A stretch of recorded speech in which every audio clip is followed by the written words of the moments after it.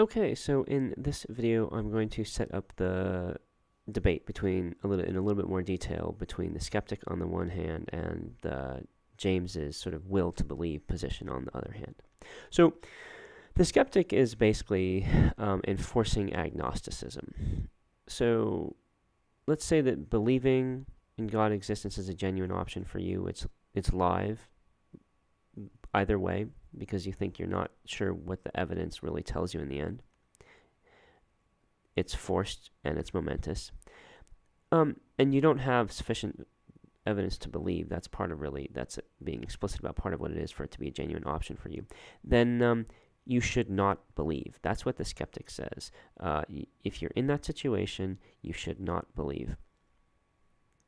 And so if you're not sure about the strength of the God arguments, you should be agnostic. You should not believe God exists, and you should not believe God doesn't exist. So skepticism, though, we want to be clear, is not the same thing as agnosticism. Skepticism says anyone in the genuine position option should be agnostic. You could be agnostic, though, without being a skeptic. You could say, I'm agnostic. Maybe other people in this same situation, they can do other things. There are other options that would be just as reasonable as what I'm doing. So it's perfectly, they're not the same thing. The skeptic says you have to be an agnostic. An agnostic might say, you don't have to be. I am, but you don't have to be. So James's target is the skeptic and not the agnostic. He's saying that the enforced agnosticism of the skeptic is a mistake. Maybe for some people agnosticism is appropriate, but it's not appropriate for everybody. There are lots of people for whom it's inappropriate. So the question is, why should we hold? So what that means is that what they're disagreeing about is whether or not it makes sense to withhold both belief and denial in these I'm not certain and it matters situations. And so we want to know in more detail, why does the skeptic think that? Why does the skeptic say you don't have really strong evidence that for the one option, you don't have really strong evidence for the other option, you're sort of stuck. The skeptic says you shouldn't believe or deny, or even, why does the skeptic think that? So the skeptical principle is something like this. James finds it in Clifford, but you can find it in different places. Clifford was just another one of these theologians. So Clifford said it is wrong always, everywhere, and for anyone to believe anything upon insufficient evidence. And you can actually look in the textbook and you'll see that the Clifford is just the previous reading, and you can find this sentence in there. It's wrong always, everywhere, and for anyone to believe anything upon insufficient evidence. So when the skeptic says you're in this genuine option situation and you don't have enough evidence one way or the other, well, you don't have sufficient evidence, and so you shouldn't believe one way or the other. Now, sufficient evidence, what is insufficient evidence, that's a little bit vague. It's something like this, that evidence is sufficient to the degree that it guarantees the conclusion. It's sort of, I'm trying to reason out, sort of just figure out what does my evidence show me, and I decide my evidence doesn't show me anything. That's the point at which you've decided your evidence is insufficient. And that's the point at which the skeptic then says, as we're understanding skepticism, says, okay, at that point, don't believe, don't deny. So the skeptic relies on something like Clifford's principle to say that agnosticism is required, right? You don't have the evidence precisely because you're in this situation where you've decided my evidence isn't sort of tell me that God doesn't exist, and my evidence doesn't tell me that God doesn't exist. My evidence is not sufficient for either of those two conclusions. Okay, then Clifford's principle says, do not believe, do not deny. Don't believe either way. So have the not belief. Do you believe God exists? No. Do you believe God doesn't exist? No. I lack both of those beliefs. I don't have an opinion. So why should we believe the skeptic's principle that says, if you don't have sufficient evidence, don't believe, don't deny? Well, the skeptic thinks that believing falsely is very bad and should be avoided. Maybe not at all costs, right?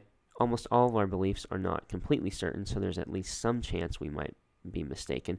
But typically we have strong evidence. So what the skeptic says is, believe only sort of safely. Don't take risks with belief more than you absolutely have to. So make sure that your evidence is sufficient for however confident you're going to be in your beliefs. And that's what James disagrees with. You might think, yeah, that's really reasonable. Like, I shouldn't go around like just forming beliefs willy-nilly. I should think, what's my, I should be sensitive to what my evidence is, and I shouldn't go beyond my evidence. Like, isn't that what we're learning to do in a philosophy class, among other things? And James says no.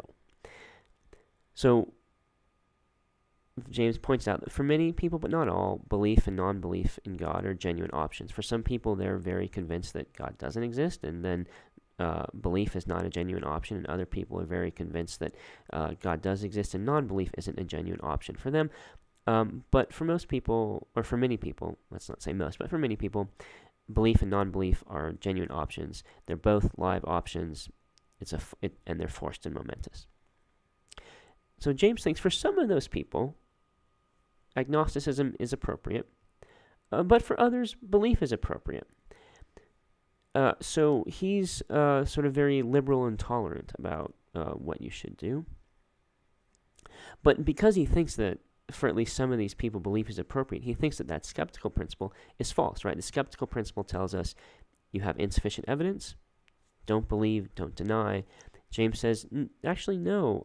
For at least some of them, belief is appropriate. Maybe denial is appropriate for others, but the ones he's focused on is belief is appropriate.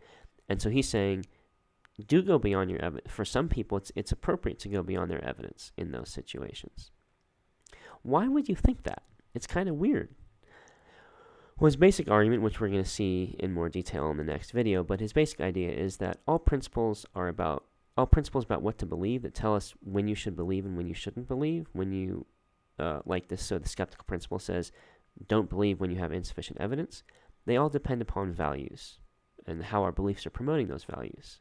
So James says, and this is on page 252 in the right-hand column, it says, our passional nature not only lawfully may, but must decide an option between propositions whenever it is a genuine option that cannot by its nature be decided on intellectual grounds. So a genuine option that can't be decided on intellectual grounds, that's for those people who think the evidence of God doesn't, and for and against God's existence is inconclusive. James is then saying, okay, at that point, your passional nature must decide the option between propositions. And the passional nature is our emotions, our feelings, our values. So it's our emotions and feelings and values, James says, that should make the difference at that point. James says, for to say under such circumstances, that is, genuine option can't be decided on intellectual grounds, to say under those circumstances, do not decide but leave the question open, that itself is a passional decision, just like deciding God doesn't exist or deciding God doesn't exist, and is attended with the same risk of losing the truth. So what James is saying here is, whichever option you go for, be it believing that God doesn't exist, believing God doesn't exist, or having neither of those beliefs when the evidence is unclear, any of those decisions is based on your values, because you're a passional being. You have passions, emotions, and feelings. So it's impossible for anyone to get out of that situation. Even the skeptic is in that situation.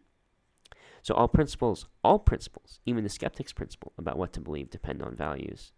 In particular, on his view, in James's opinion, the skeptical conclusion overvalues avoidance of error. He thinks that there are possible benefits to true belief in God. We already talked about those, how you see your life in this bigger context, how you have some connection with God, and so on. And if belief is a genuine option for you, then you shouldn't take into account just the risks of false belief. You should take into account the benefits of true belief. And he thinks that when those values are taken into account, then we will see that belief is appropriate for some and not appropriate for others. So we'll see James sort of fill this argument out and fill out his criticism of skepticism in the next video.